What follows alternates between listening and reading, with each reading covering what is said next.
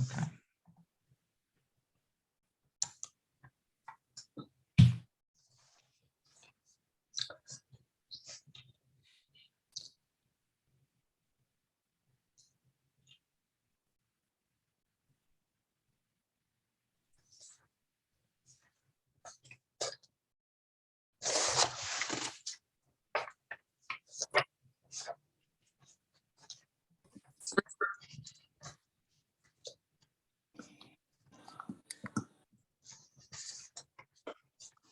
Good morning, everyone. We'll start promptly at 8 o'clock. We're just monitoring the queue and letting people in, but we're really excited to have you here today. And thanks for taking time to be here.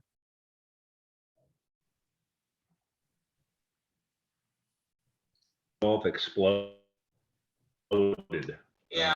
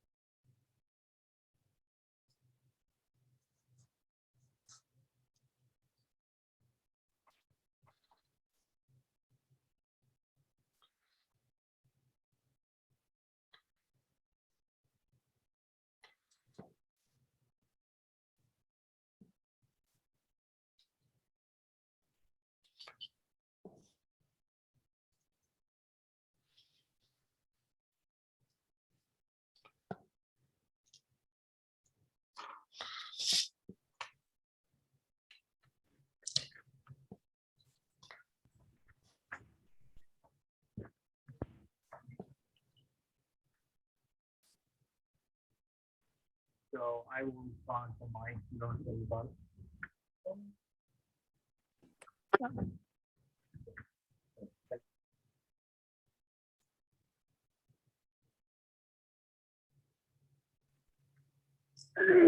I'm doing this Better Business Bureau Torch thing meeting right now from 8 until 8:30. Okay. So I'm gonna have my headphones on and watching my phone because it's on Zoom. Okay.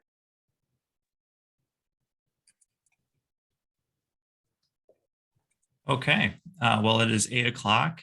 And so with that, we'll get started. Thank you all so much for being here. My name is Josh Planos. I'm the Vice President of Communications and Public Relations for the Better Business Bureau. Just a quick reminder to please mute yourself if you aren't speaking. We're trying to avoid background noise, and certainly we're trying to record and upload this presentation, this workshop for folks who couldn't be here. So that will certainly create a better recording. Again, thanks so much for being here. These awards have been instrumental in spotlighting ethical businesses and some of the best employers in the service areas that we cover. This will be our 25th year of doing this in Omaha and Southwest Iowa. So we can thank my predecessor, Margot Rikus, who is here on the call for a lot of that success. And Margot, do you want to share maybe a few things to start about what these awards mean to you and how you've seen them kind of evolve over the years? Sure. Good morning, everyone. I am former communications director of the Better Business Bureau, and I have been in charge of these awards ever since I started the Better Business Bureau 25 years ago. They've evolved, and this year was a really new revolution for all of us because we went to an online application form, which has made it really much easier for all you applicants. So we're thrilled that you're interested in applying. You can't win if you don't apply.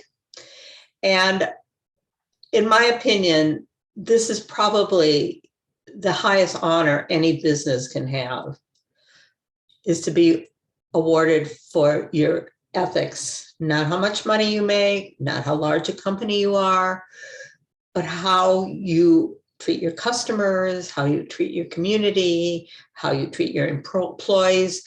All that is what the judges will be looking for. And that's what the criteria addresses that Josh is going to go through today with you. And we do want your questions. We're here to help you. If you find that you run into any trouble as you're filling out the application, please contact Josh and he'll help you, or he'll reach out to me and I can help you depending on what your questions are. But that's our role here, is to help you be successful with your application. I don't know if you're aware, but we don't compare small businesses to large businesses. I believe, and Josh will go through them, there's 9 categories this year. So you're judged according to your size of business, not what you do. And so everybody's pretty on equal footing when it comes to judging. And if we have enough applicants in each category, there can be 9 awards. Sometimes we've had more than 9 because there's been a tie and the judges couldn't make up their mind. And it's going to be really exciting to see the results with our first year of online applications. So I'm going to give it to Josh and he can get started.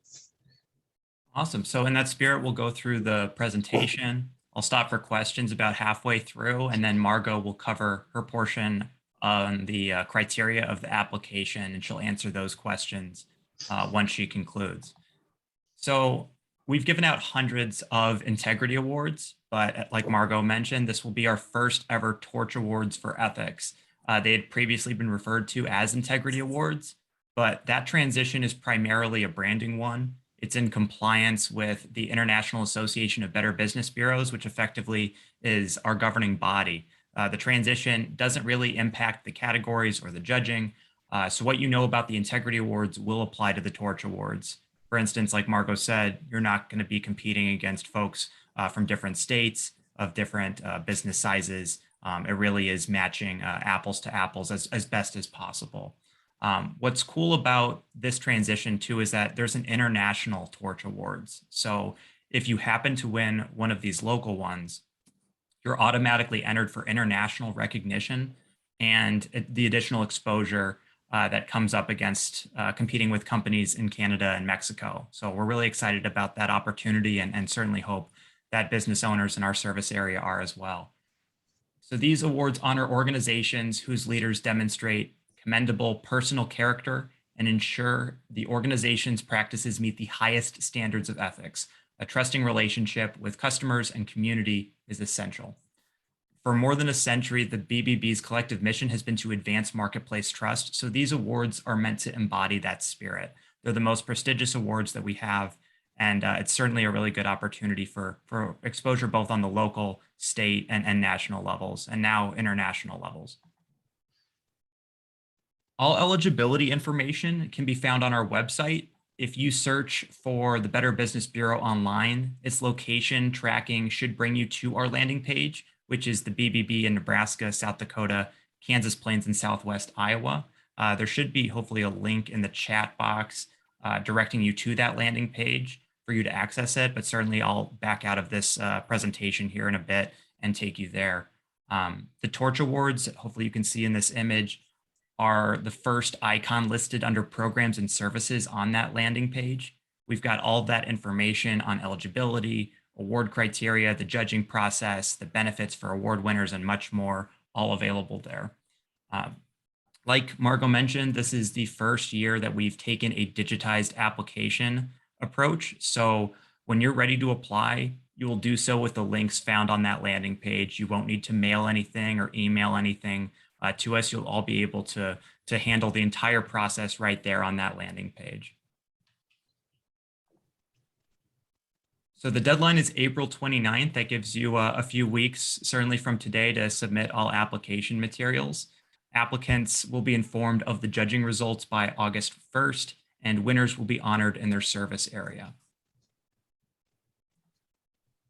So it wouldn't make a whole lot of sense, right, to have applicants compete with much larger companies, or to have companies compete with charities, or for companies in South Dakota to compete with companies in Nebraska. So our categories are listed here. It's businesses with 1 to 4 employees, businesses with 5 to 10, 11 to 24, 25 to 99, 100 to 349, 350 to 499, 500 and above. And then charities, we break down into 1 to 24 employees and 25 plus employees. And again, Omaha and Southwest Iowa will be judged separately from South Dakota, who will be judged separately from the Kansas Plains, etc. So all of those eligibility requirements can be found online. They're listed here on the screen, and certainly I will email out this slide deck for all of you. So if you're rapidly taking notes, certainly you should feel able to do so. But you'll have all the information housed in this presentation, including the recording of this presentation after the fact, so you can go back through and re-listen to things or check out the slide deck. I'll highlight some of the more important eligibility requirements, including that your business does not need to be accredited, but it does need to be physically located in our service area and have been in business a minimum of 3 years with the same ownership. Again, all of this information can be found online, but here are the requirements, which you'll find on the landing page as well. Okay, so let's go out to the application here.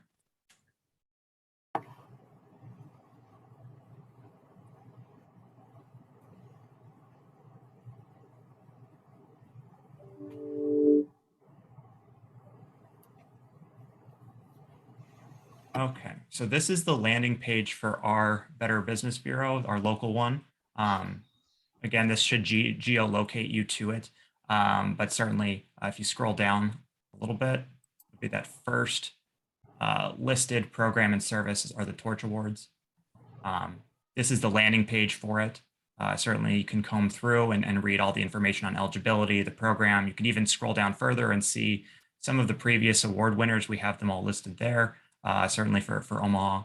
And then this is the application itself. We'll get into the nuts and bolts of it, but as you can see, it's a form builder. And what's great about it is there is a save function. So like Margot will touch on it in a little bit, we certainly don't encourage you to tackle it all in one afternoon. It's far too much to do that, but there is that save button that is so handy, so you can come back to it after the fact.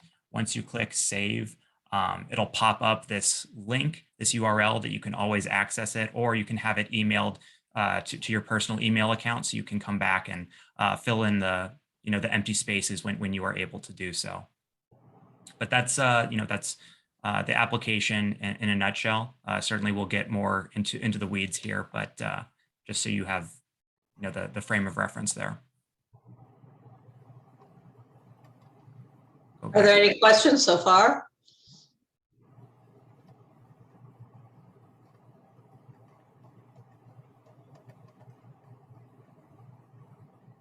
Okay.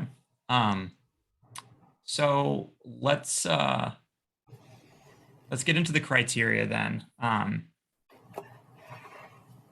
The criteria for these awards follow what we call the 4 C's. So that's character, culture, customers, and community.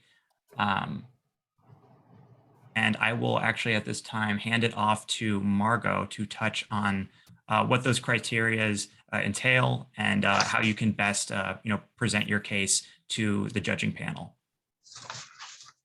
Okay, everybody. Criteria 1, character, is looking at the character of the head of the company.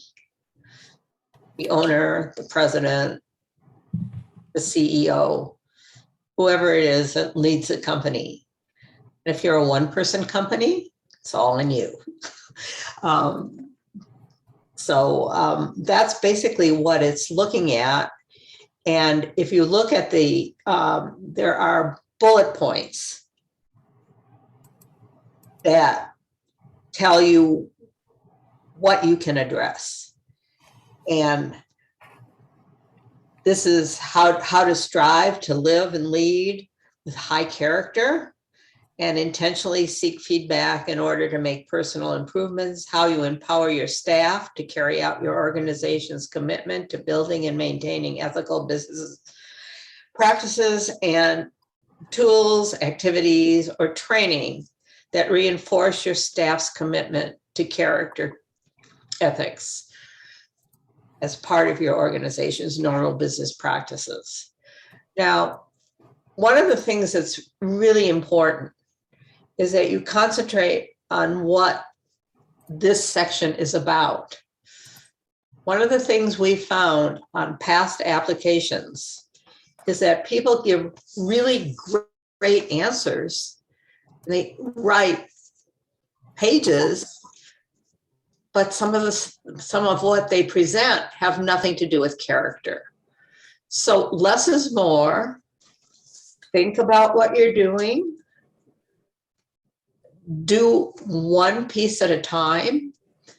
And we highly suggest that you get somebody to help you, or several somebodies to help you. If you're a big company, usually they farm it out to different departments, and then they give it back to the person that's writing it.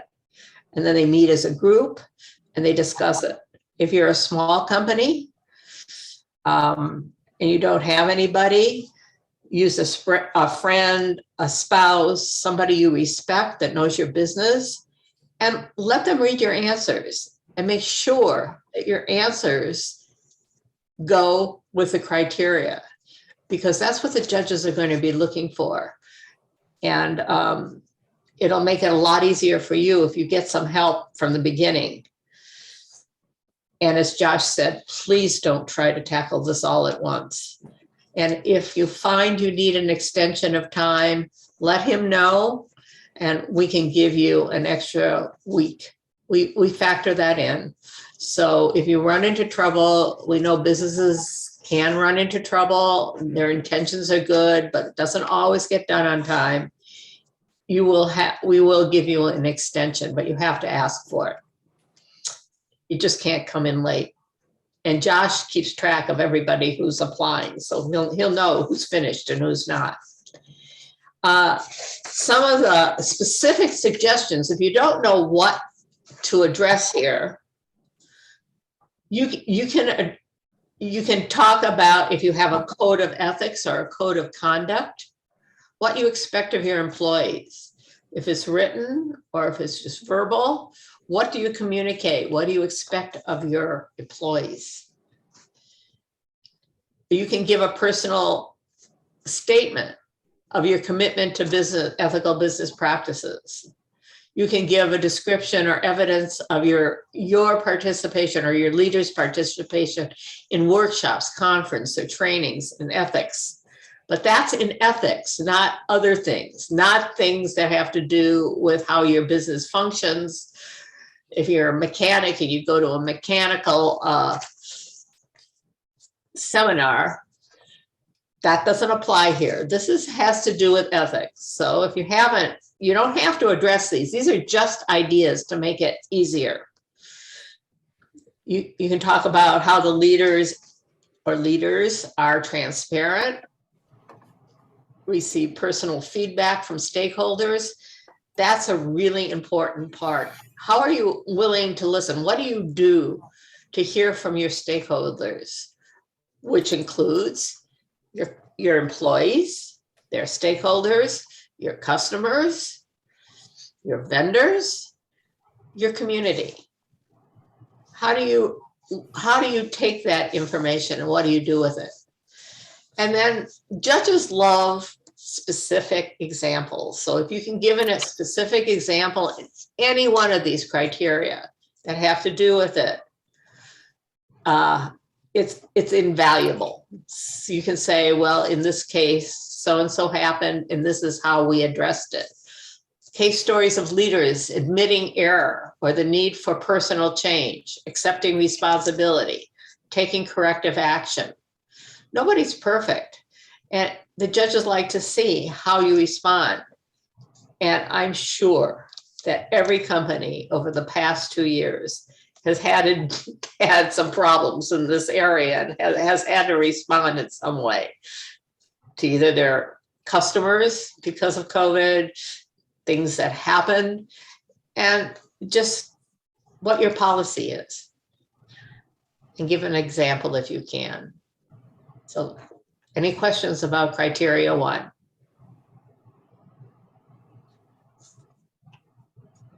Okay. Criteria 2, you're to illustrate how your organization works towards a culture of trust through clarity of purpose, empowering employees, and opportunities for growth. I think this part really deals with your employees. And it asks you to please describe how you unite your team around your organization's vision and mission. So this would be a good place to state your mission. If you have a formal mission statement, this is a good place to put it, or just an informal mission statement and your organization's vision for the future. How you empower employees to help shape the expectations and culture of your organization. And what practices your company uses that demonstrates leadership's commitment to individual employees. What do you do to help your employees? What do you do to make it a really good workplace, an honest workplace, an ethical workplace? And some of the things you can address there is how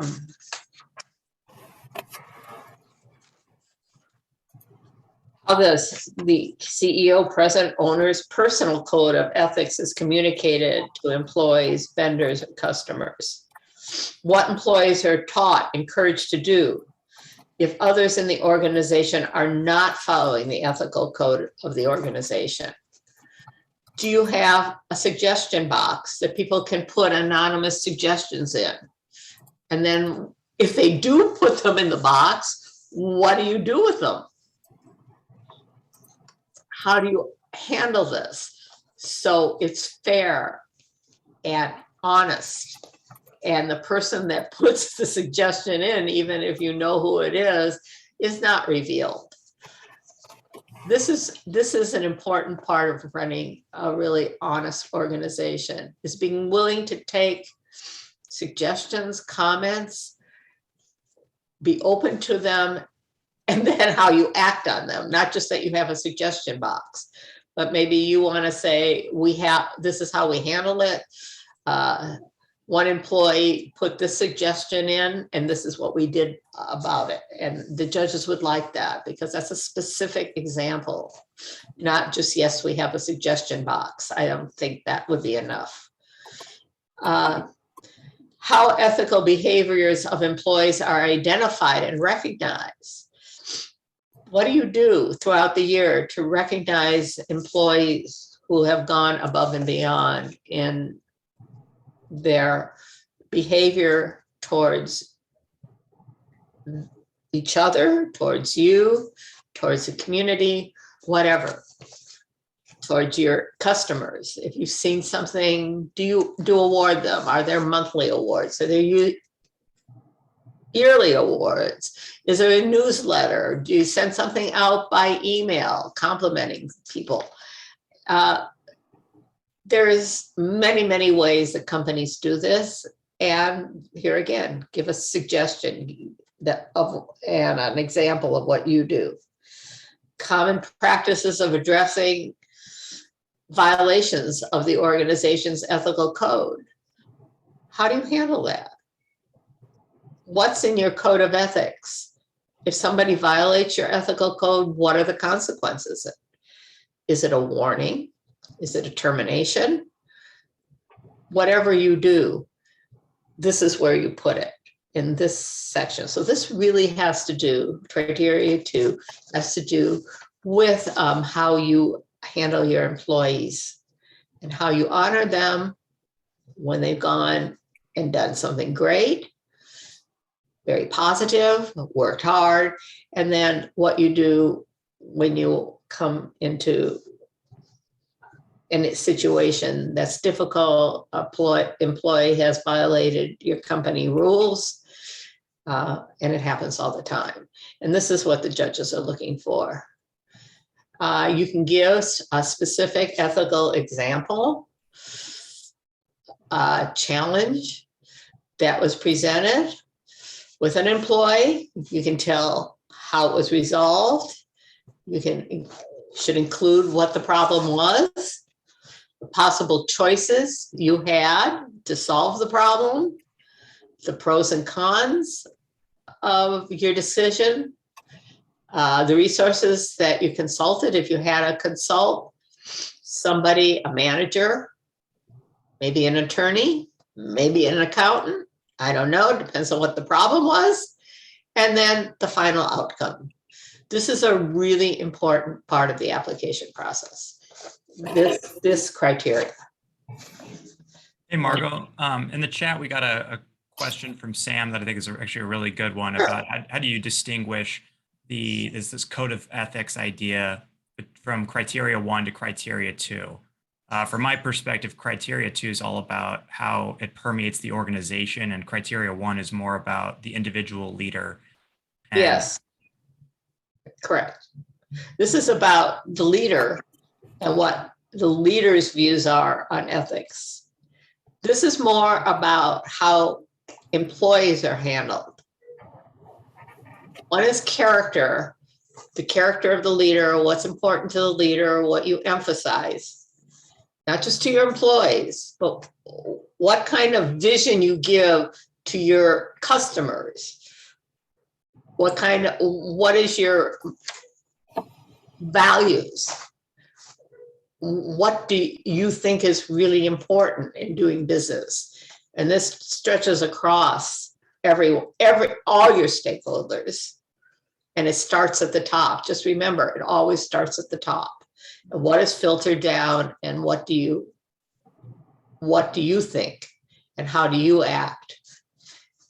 Criteria 2 has to do with how you treat your employees, and how you handle problems with employees. So I hope that clarifies it. yeah, Sam, feel free to reach out too if you need more clarification there, but yeah.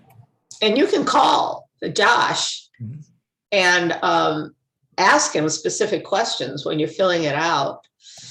And this is his first year of doing it. He'll come to me. I can call you back, or I can tell him what to say. If you want one of us to read over what you wrote to make sure you're on target, we're glad to do that. We're here to help. But if you have somebody working with you, they can keep you on track too. Any other questions? Okay, on to criteria 3. This is how you treat your customers. How do you empower your employees to proactively address issues experienced by your customers? How do you go above and beyond to maintain transparency with your customers? Like if you're a salesperson, right, you're selling things, and in today's world, you can't always get your products on time. We all know that's a problem for everyone. What do you do for your customers who need something tomorrow, but you can't deliver tomorrow? How do you handle that situation? And it's a tough one with all the problems in delivery and getting things from overseas on time. I think it's getting better from what I hear, but I'm sure there's still problems with delivery. Even when I go to a grocery store, even today, there's empty shelves. There's products and brands that aren't there. How do you handle that? You can give a specific instance where your commitment to honesty was a positive differentiator in challenging customer interaction, where you had a problem with a customer and they were really angry, but you turned that around. And that's what an ethical business does, is they go above and beyond to work with their customers to solve the problem so they don't lose the customer comes back and even brings in other customers. That's your goal. You're in business. So customers is an important part of that. Now, suggestions for that. You can describe how your organization demonstrated ethical decision-making with a difficult customer, client, or donor. You all have them. BBB has them. If you're in business, you have difficult customers. Give a demonstrated ethical decision you made and how you handled it. Here's another one that's important. How do you get feedback from customers, clients, donors to assess the organization's performance? Maybe you have surveys when you finish a job. How do you use those surveys? You might want to include in this part a copy of your survey and a completed form from one of your customers. You can provide examples of marketing, advertising materials that show your organization's commitment to ethical business practices, not the price of if you're advertising, we're not looking for the price or that you beat people's price, but how you actually include ethical words in your advertising. If you're a BBB accredited business, this would be a chance to say that, and where you use your BBB accredited business seal. Do you have it on your website? Do you have it on your business card? Do you have it on bids? How do you let people know that you're an ethical business? It's one of the purposes of being an accredited business is to use that accredited business sign as best you can and as often as you can. Excuse me. Then you can also give some examples of good customer service provided by your organization. What you did to go above and beyond to serve your customers in a difficult situation. You all have them. And these are just examples of things you can address in this criteria. You do not have to address all of these. These are just suggestions. Nobody is expected to address everything. And a small business obviously is going to have a lot less to address than a huge 500 plus business. So that's why we have the categories. These are suggestions. Don't feel you have to address all of these. You probably should address the ones that you really use and give good examples. Less is more. If you just give one of these suggestions and expand on it, that will help. Any questions on that?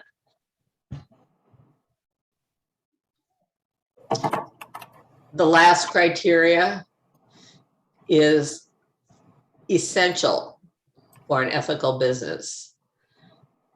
You're all in business to make money, or if you're a charity, to help others. But what do you do above and beyond your mission? What do you do to serve your community?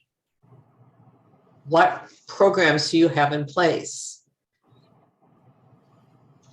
Are your employees required to volunteer for certain things? Do you have a charity that you support regularly? Anything like that, that you engage with your community.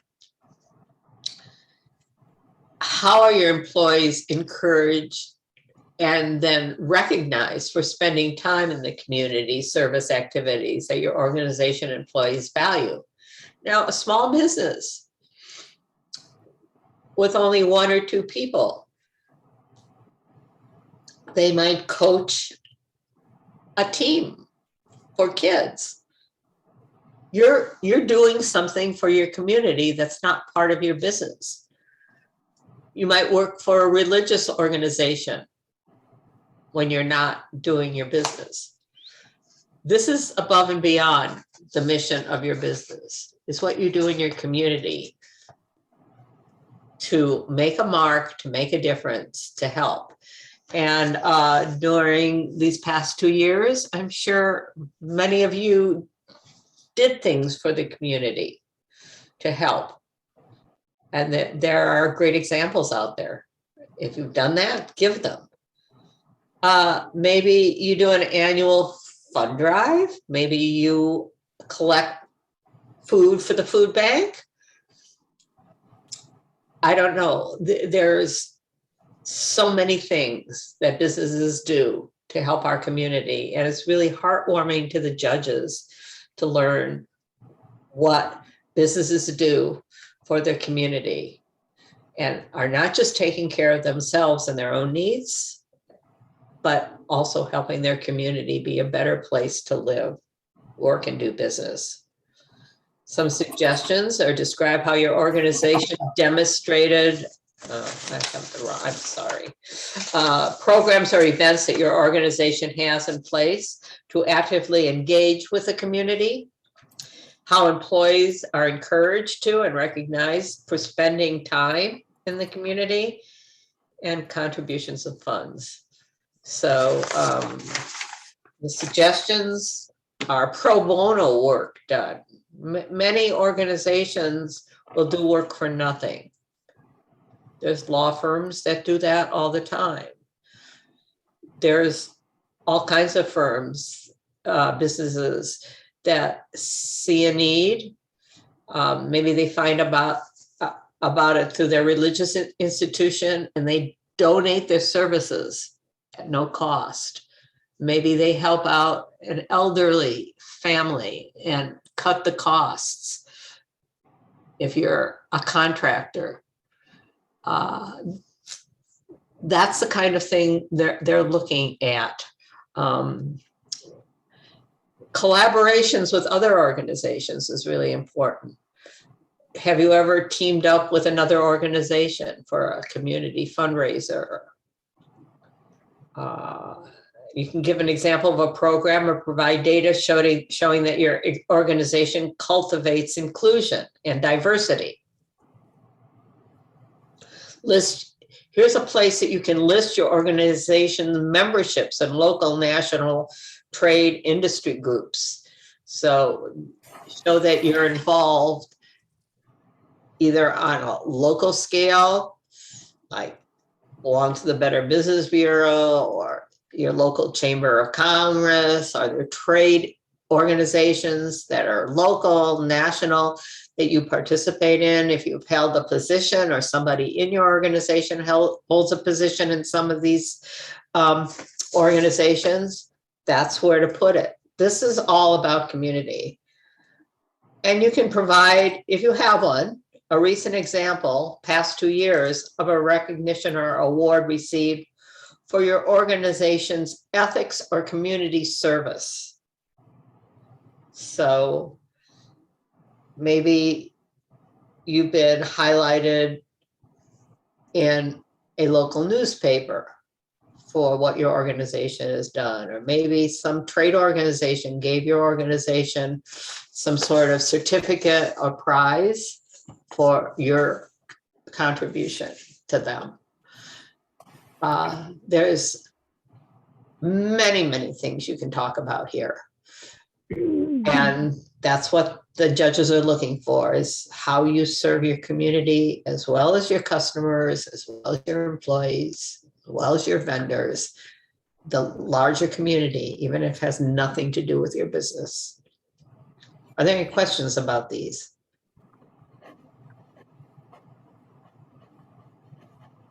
Again, you can contact us if you're not sure what criteria it falls under and you have something you want to say and you aren't sure where it would fall.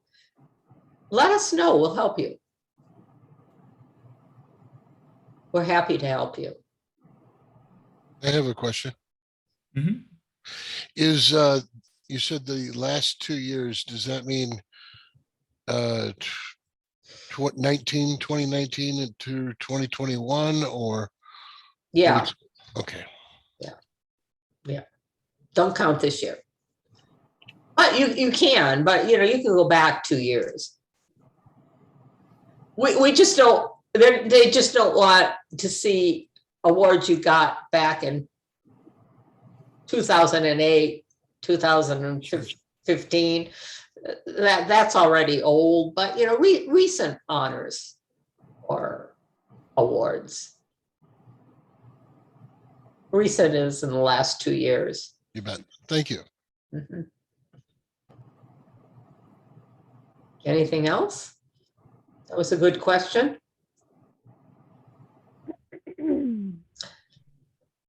Well, I guess Josh can finish up.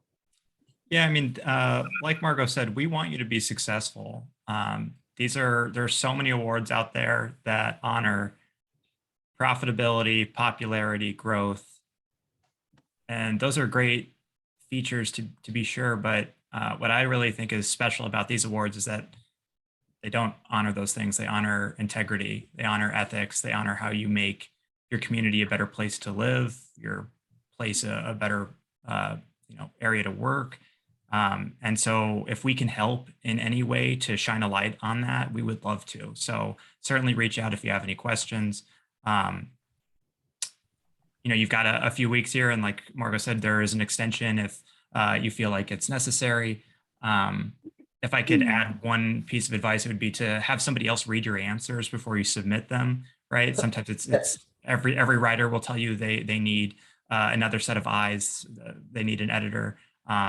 The judges are looking at the judging rubric when they're scoring these. So if you're not addressing the question at hand, it's going to fall flat. So make sure that you're addressing what's being requested, and feel free to reach out if we can help in any way. But certainly, I will pass along the recording as quickly as I'm able. I'm going to turn it around as soon as this meeting ends, and I'll send out the slide deck as well, so you guys have that at your disposal. But we thank you for taking the time to be here.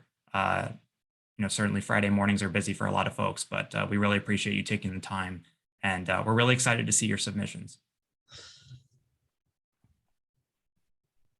Any other questions? And we're really sincere. I'll give you one last example.